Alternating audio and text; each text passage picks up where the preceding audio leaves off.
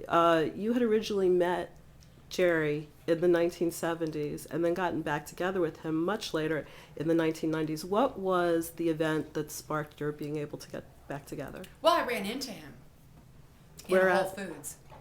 In Whole Foods of all places. It was kind of interesting. Karma. I guess so. It was a Sunday morning, and I just worked out, and he was in there, so I thought that I would go because I hadn't really seen him. Just what happened was I hadn't seen him for 15 years. I had decided not to see him, and he'd gone through all kinds of things, and he was on this health kick, and of course it was on all the paper, all locally in our. Oh, he's so healthy. So he is Sunday morning buying all these healthy foods and. Whole Did he Foods. remember you? Oh, well, we were together for 4 years, so yeah, yeah, he remembered me. No, he was, so he was happy to see me, and he was he was kind of in this whole revolution. He'd kind of changed his life and decided to become healthy, and was working out and eating healthy food and doing all that stuff.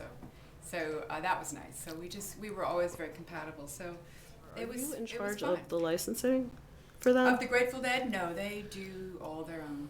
They do. It's a separate company. Well, I have a financial benefit from the Grateful Dead, certain things that they do. But as far as making decisions about what they do, they do that.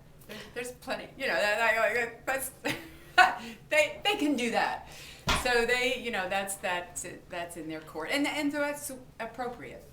One of the things that I was also curious about was, were you ever able to resolve the issue about the quote-unquote Garcia tapes, the lawsuit that was in the courts? Yeah, that recent one. Well, yeah, it was resolved, and there was a ruling that came down. It turned into an arbitration, and it was a ruling. The arbitrator ruled that we did need to get the tapes copied, and so now, just really.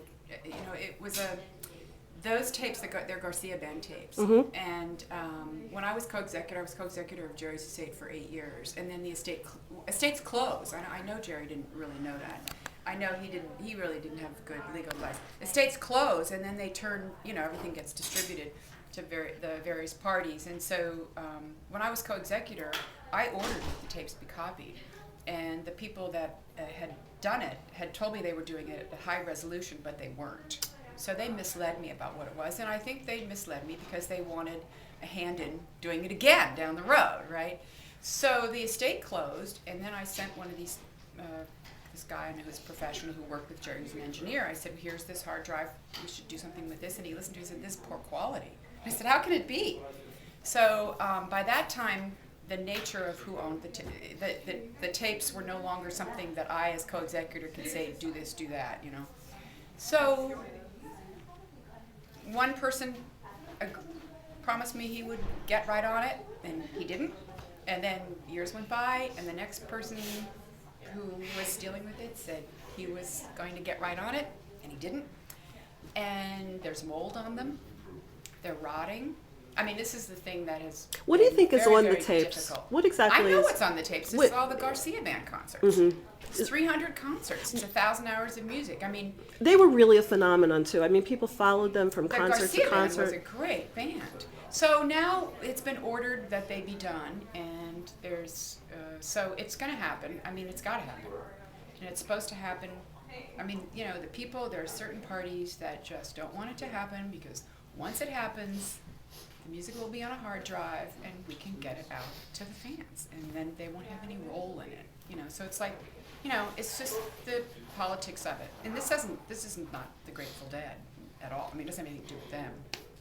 This is the Garcia Band. So they will get done, and hopefully. Even the Garcia Band had its fanatics. Oh, I know. I mean, it was a great band. So that's hopefully, this came down months ago. So I'm just like, I've been trying for 10 years. It really drives me crazy. So I just have to but at least I know that they said it's been ruled that they have to do it, and there's a procedure that has to be followed. So now I'm just like, I can only spend so much money on legal fees demanding that this stuff be done.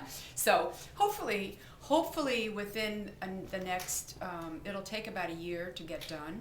And hopefully, I mean, my idea is to have that stuff available online for people. So hopefully they'll pay a little bit of money and have it. Did you ever think about maintaining maybe a presence on the web so that people can tune in, be updated about it?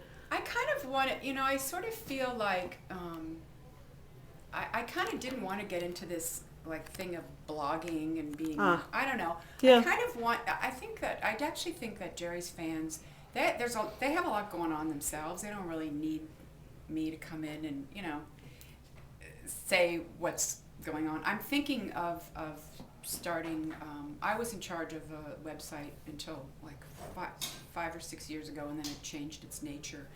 And so I haven't had anything to do with it.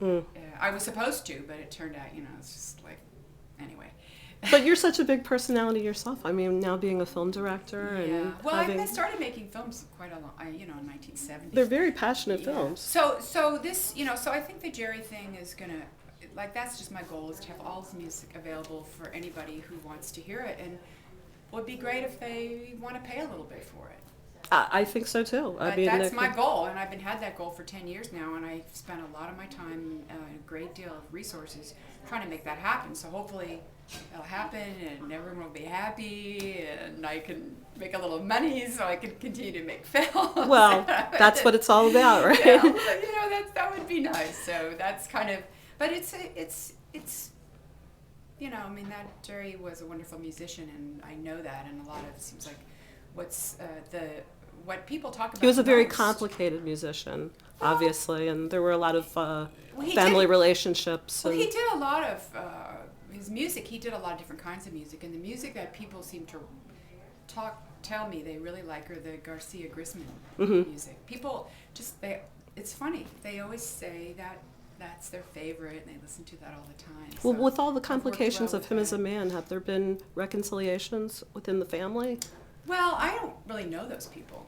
I've never had to deal with them. So, I mean, my husband gave me the job of overseeing his legacy, and I did what he appointed me to do, which I didn't really know until after he passed away. I didn't even know what being co-executor meant.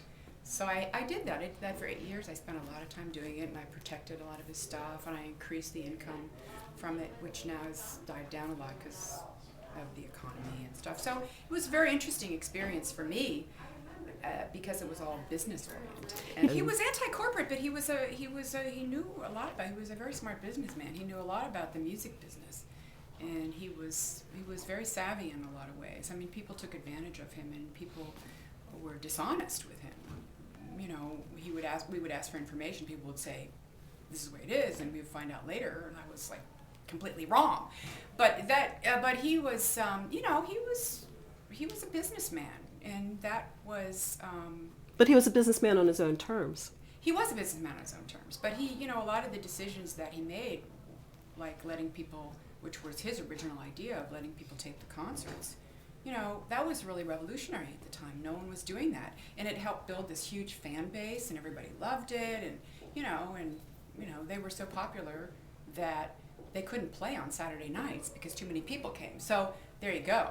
But it was very interesting because he was basically a concert musician, and his non-concert income was like zero. Well, now I'll meet people, and I'll be doing something in my own life, my film work. I'll be out and I'll be doing something with someone, and they'll just turn to me and they'll go, "I used to go to shows," and I'll go, "Cool," and that'll be it. or like I was at this one thing, and the person said, we were just doing stuff, and I was giving this talk and everything, and he said, "I have a picture of Jerry in my study," and I said, "Great!" And I was just like these little things, So and they're always, it's nice because a lot of times, they're people that I like them. So it's kind of, to me, it's like it's kind of like having these sort of friendships. You kind of feel like your kindred spirit, and so it's actually kind of warmed up my life. As I go around and do my own thing, it's enhanced my life. That's beautiful. Yeah.